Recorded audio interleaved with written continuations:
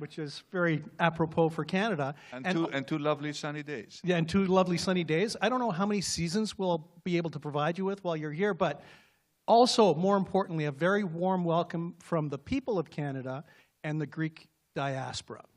So, first of all, it is a major honor for us to be here together to celebrate Greek Independence Day with you. So you honor Canada, and you actually honor, at the same time, the Greek diaspora. But let's dig into it, if it's okay, for a second. So, you know, we heard earlier, and everybody's talking about The Economist and the positive view that The Economist had about Greece. But you know what? In the past, many were worried about Greece and the fiscal and economic situation. You know, we have this good news from The Economist. It's impressive what you've accomplished, so congratulations. But can you give us a little bit of an insider's view? You know, with your victory back in 2019, what you inherited, what was it like in the first 100 days? Maybe just start off with day 1 and the first 100 days as Prime Minister. Well, first of all, thank you for your kind words, and let me wish us all, you know, a happy Independence Day. It's a real honor and a pleasure for me to be with you here today. I can tell you I was blown away yesterday in Montreal by the dynamism and the energy of the Greek-Canadian community, and I'm sure the same will happen today in Toronto. And as George pointed out, it has been 41 years since a Greek Prime Minister has officially visited Canada. That was a long time, and I'm very, very happy to be here with you today, and happy to be with you here in Toronto to talk a little bit more about Greece's economic progress over the past 5 years. So if I were to turn the clock back to 2019, which is something I force myself to do rather frequently because it is important to take stock of the progress that we have made.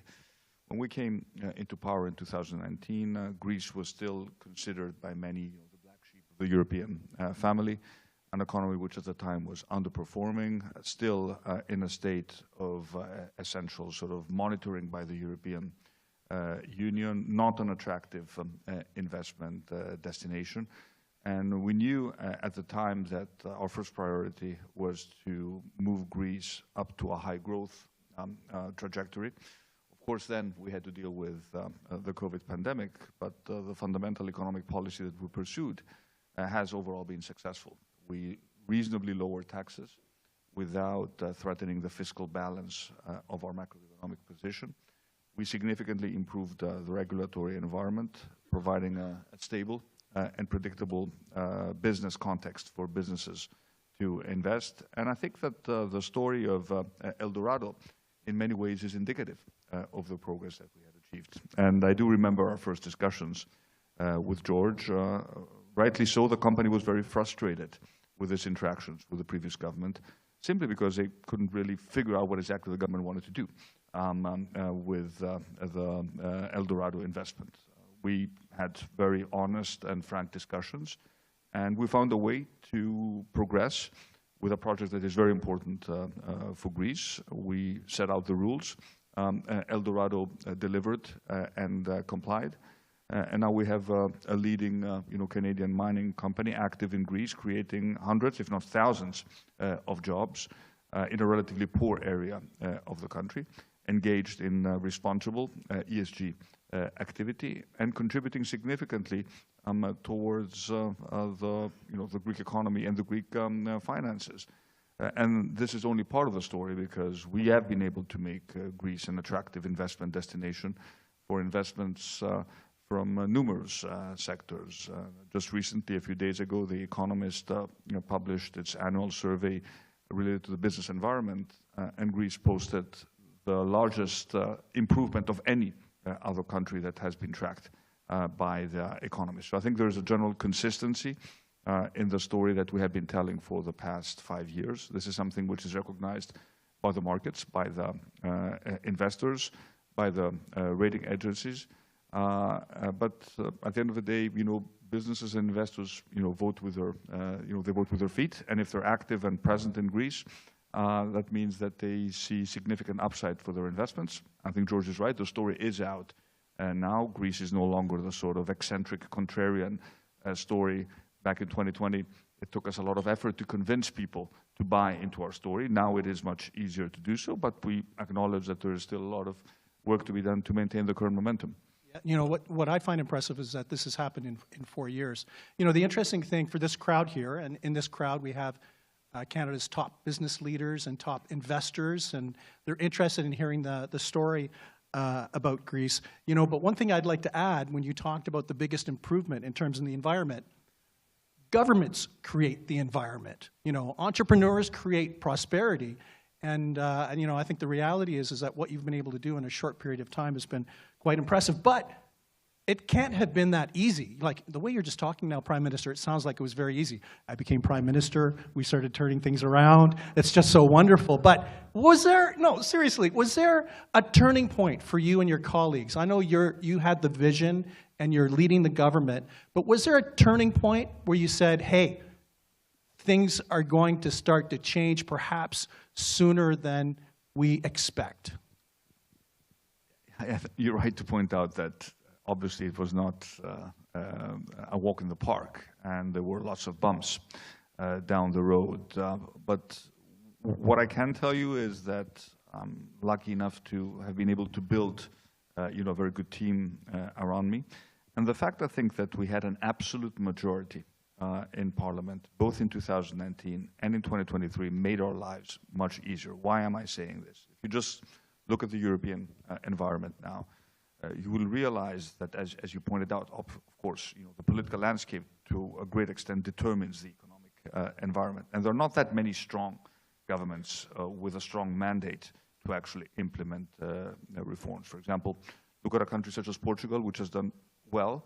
There has been a change in government now, but you actually have, you may have a minority government in power. And of course, that makes implementing your agenda that much more difficult. But if I were to point out to one moment where I really thought that things may actually turn around and that our story resonates, I would go back to a meeting I had in Davos in January 2020, right before the pandemic. That was the time I first met with Microsoft. And at the time, we managed to convince them to make a big investment in data centers in Greece. They were the first to actually do so. And at the time I thought, well, if we can convince Microsoft to actually do this, maybe others will follow. And others did follow.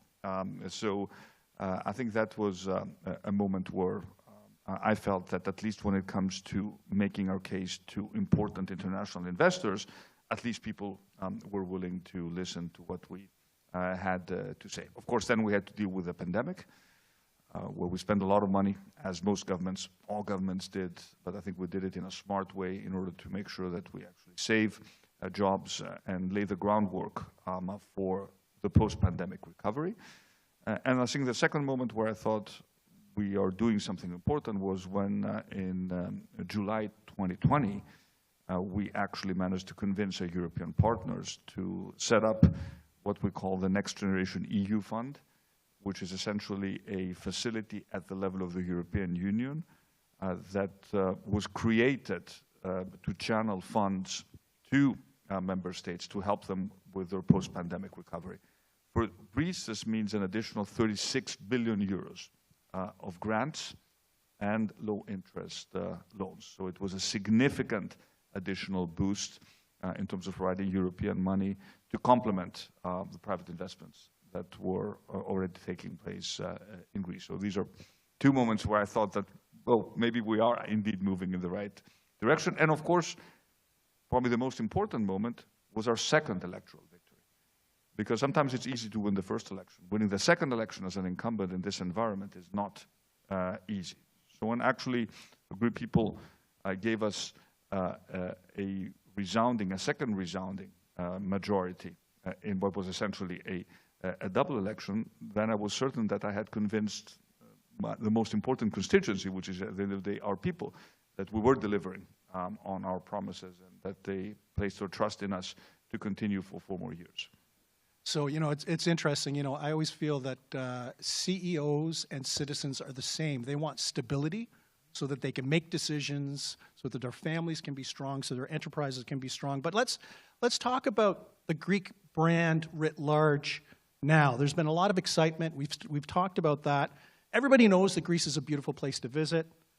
We know that Greeks are welcoming people, but now part of the new brand or the emerging brand has to do with Greece as an emerging economic powerhouse in southeastern Europe.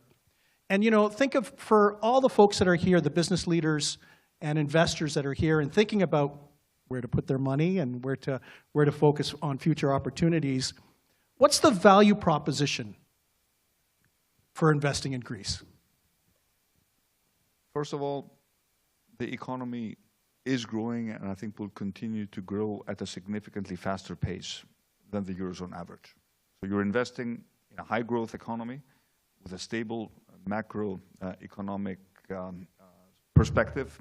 If you look at our debt-to-GDP ratio, it is declining at the fastest pace of any OECD country. So there is no longer a country risk associated with what went wrong 10 years ago. We've left the years of the financial crisis behind us for good. And this, of course, for any investor also means opportunities because asset prices were significantly depressed. The Greek economy is a relatively well-diversified economy with certain sectors where we can afford to say that we're global leaders. For example, tourism and hospitality is attracting significant investment as we move our tourism product upmarket. Renewables, we are producing 50% of our electricity just from wind and solar.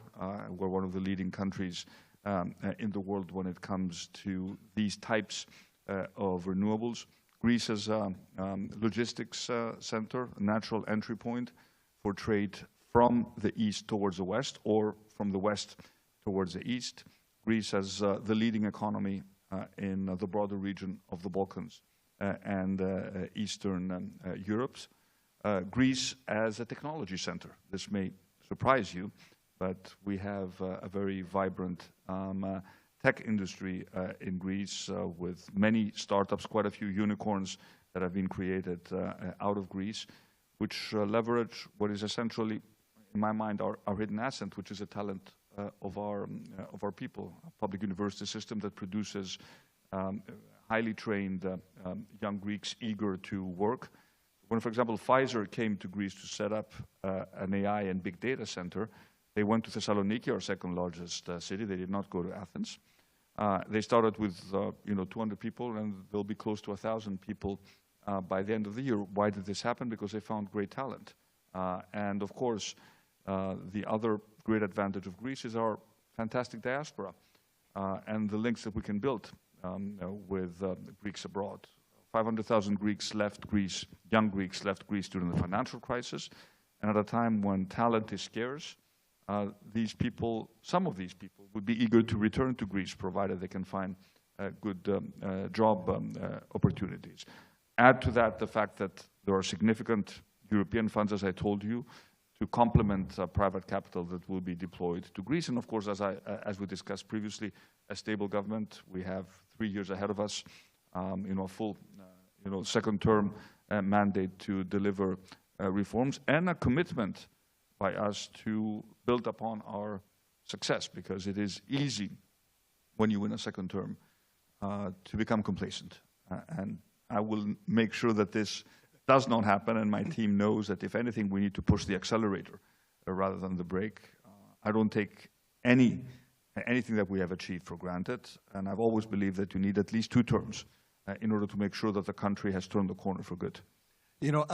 I think we could talk a lot about the value proposition. You talk about the opportunity, the stability, the diversity of the economy. So let's shift gears for a second and let's talk about Canada and Greece, 2 nations, the partnership between those 2 countries. I know you've been in discussions and met with Prime Minister Trudeau. What would you like to see happen when it comes to strengthening the future friendship and the economic partnership between Greece and Canada?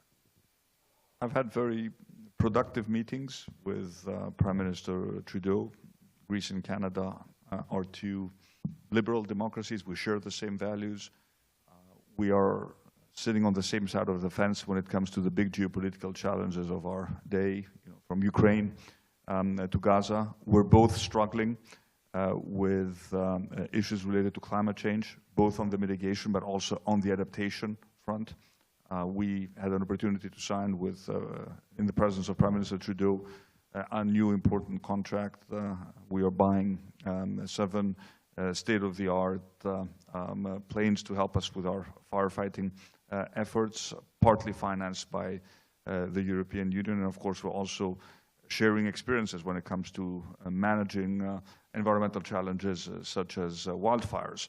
But of course, when you look at the economic cooperation, when I look at our level of trade, it's still relatively low. We can do much better. When I look at the foreign direct investment by Canadian companies into Greece, there were some important investments, some that have already materialized. Eldorado Gold is one of them. Fairfax has, and my good friend Prem Watsa has invested actively in Greece and is one of the big champions of the Greek success story, not just in financial services, banks, insurance, but now also in real estate and tech.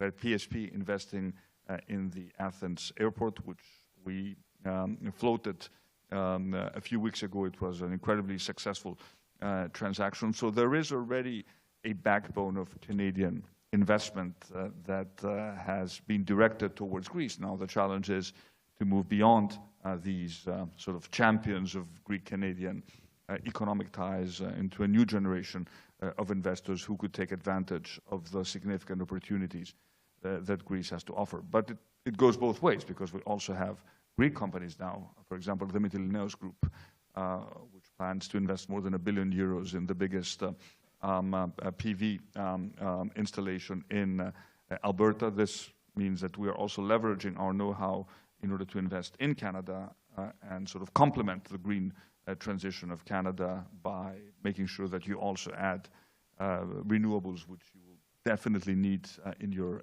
energy mix in the future. Yeah, so you've talked about investment opportunities, you've talked about state-to-state partnership and those types of opportunities. You mentioned the Greek diaspora.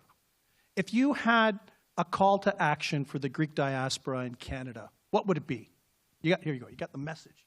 Well, what are you thinking? First of all, for the first time in these elections, you will be able to vote through postal voting. So please, this was always, why am I saying this?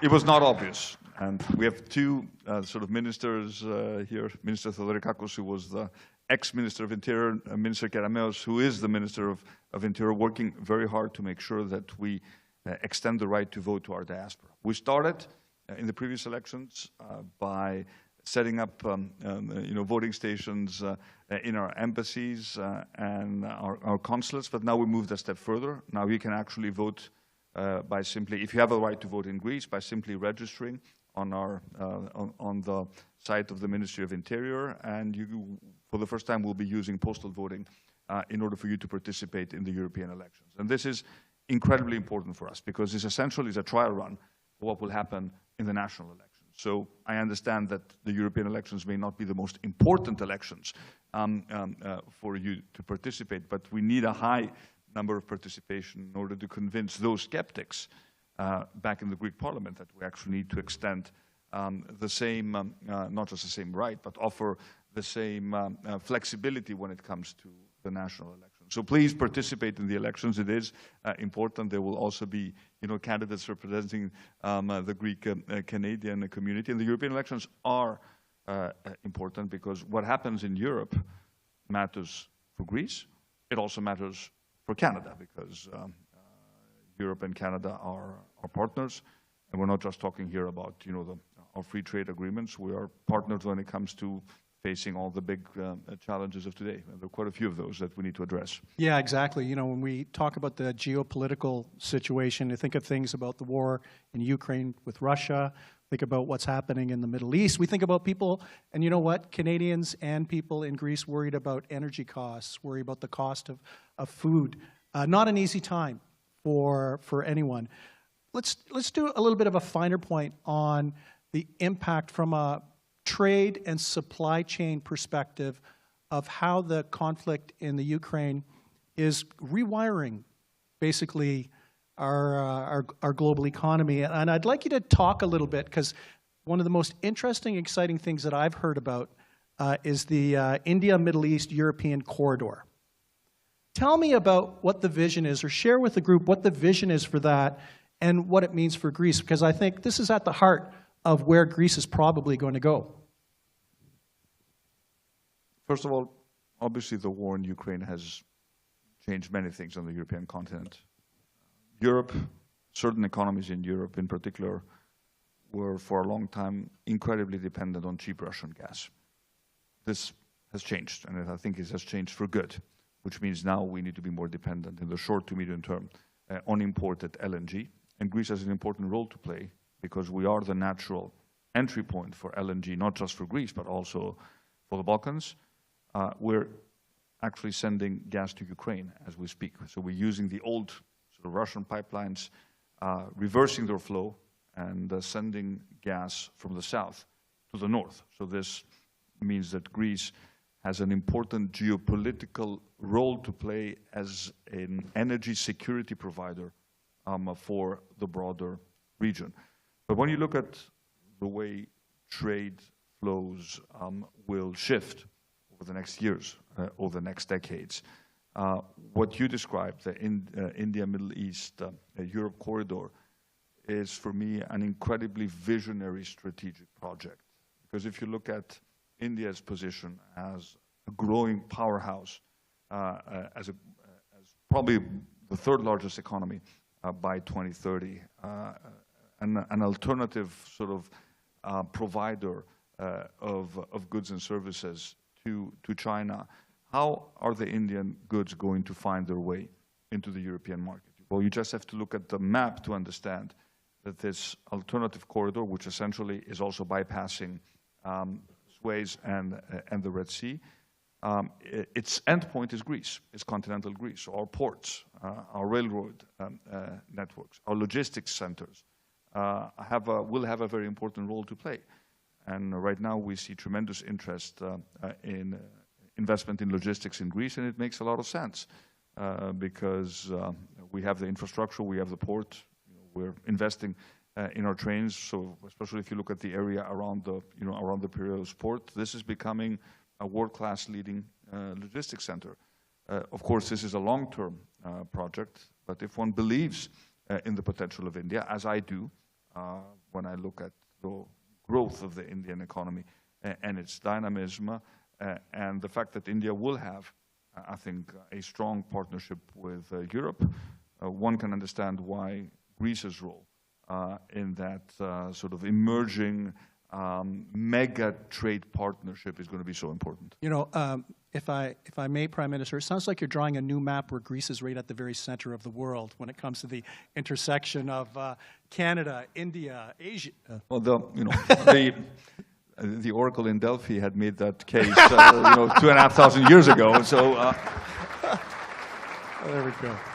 Excellent. You know, you were talking a little bit earlier about the acquisition of planes to fight forest fires, and what's interesting, one thing that is shared between Canada and Greece is fighting forest fires in Greece and forest fires that we in Canada had to deal with in northern Quebec, and we know that the same thing was happening in Greece.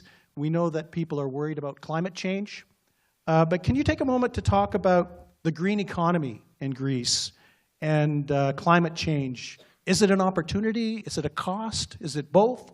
How do you land on that? It's both a threat and an opportunity. But, one needs to be aware of the fact that climate-related disasters can be incredibly expensive to manage. For example, we had a big flood in Thessaly, in the central part of Greece, which is our main agricultural region in September, a freak storm. One of those storms that scientists tell us happen once in 1,000 years, but we're never quite sure if that is, statistically relevant in this new environment of a climate crisis. So these extreme events, cost us a lot of money, which means that prevention is incredibly important, and that is why I place as much emphasis on adaptation as I do on mitigation. Europe is a leader when it comes to mitigation in the sense that it has set very clear targets to become carbon neutral by 2050, and we have a very clear path towards reaching carbon neutrality. We know it's going to be difficult. We know it's going to cost a lot of money. But I'm afraid that if we don't think more proactively about adaptation, which means dealing with the climate crisis today or tomorrow, we may actually lose the support of our population in terms of making sure that they are on board when it comes to the medium to long-term transition that we need to make. So anything that has to do related to prevention, we place much more emphasis now on prevention, even when it comes to forest fires, active forest management. These are sort of policy areas where we can learn a lot from Canada. It was never really a priority in Greece. More work and more investment in anti-flood protection. These investments actually make a lot of economic sense, because you look at the damage that you have to sort of deal with in case of an extreme climate event, and it is very expensive. Issues such as insuring against climate disasters, also a big topic for the global financial industry. For example, we are now in the process of rethinking the way our farmers insure themselves against agricultural damages. But of course, it can also create some opportunities. And let me shift, for example, to tourism. One of our main challenges in Greece is to extend the season. And we don't necessarily want people to come to Greece in July and August, where it's going to be crowded and maybe very hot. And we're trying to market Greece as a year-round destination. And as you know, the pattern of people, how they travel actually change, we see that this is actually happening. So our season starts in March in many places. It can end in October or November. We want to make sure that flights from Canada to Greece or from Greece to Canada are available year-round, because right now, unfortunately, they're not. That's something we need to work on.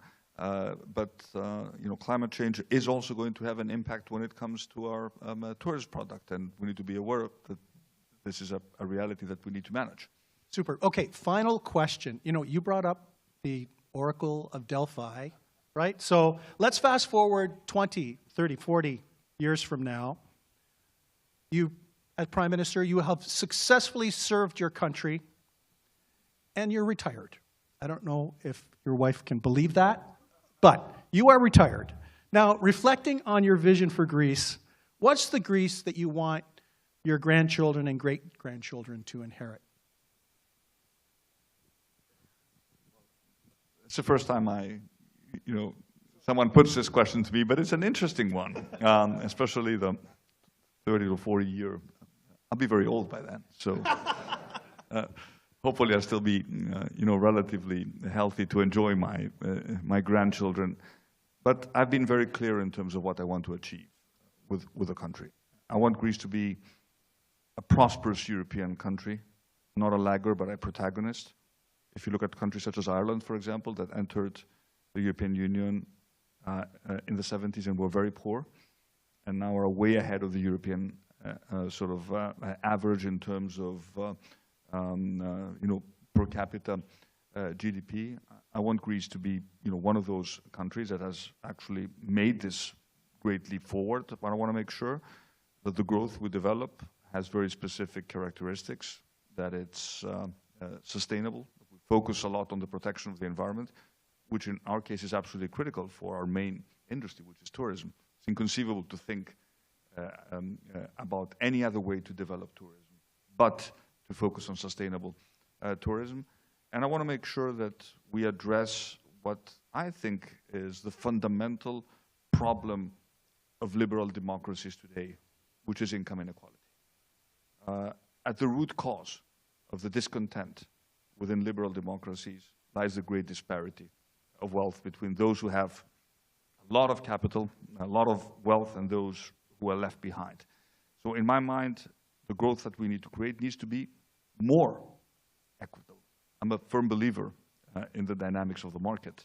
I'm not a socialist, don't get me wrong, but I fundamentally believe that issues of income inequality need to be addressed, and everybody needs to prosper from a growing economy. For example, next week we'll be legislating our 4th increase in the minimum wage. I can't tell you what the increase will be because it's still a secret, but we want to make sure that workers actually really benefit from a growing economy. So my goal would be to have a truly world sort of well-functioning democracy where people get good access to public goods, good education, good health care, and in a country that focuses more on the happiness and the well-being of people. Well, thank you, Prime Minister. There you have it, Prime Minister Kyriakos Mitsotakis. Wise words, a compelling vision. I'm sure for all the folks in the room here, they're going to be interested in bigger, better, more exciting news about Greece as a place to invest, as a place to visit, as a place to live, and to take the strength that you've built in your first mandate to even greater strength. So with that, if everyone, let's give a big round of applause to the Prime Minister.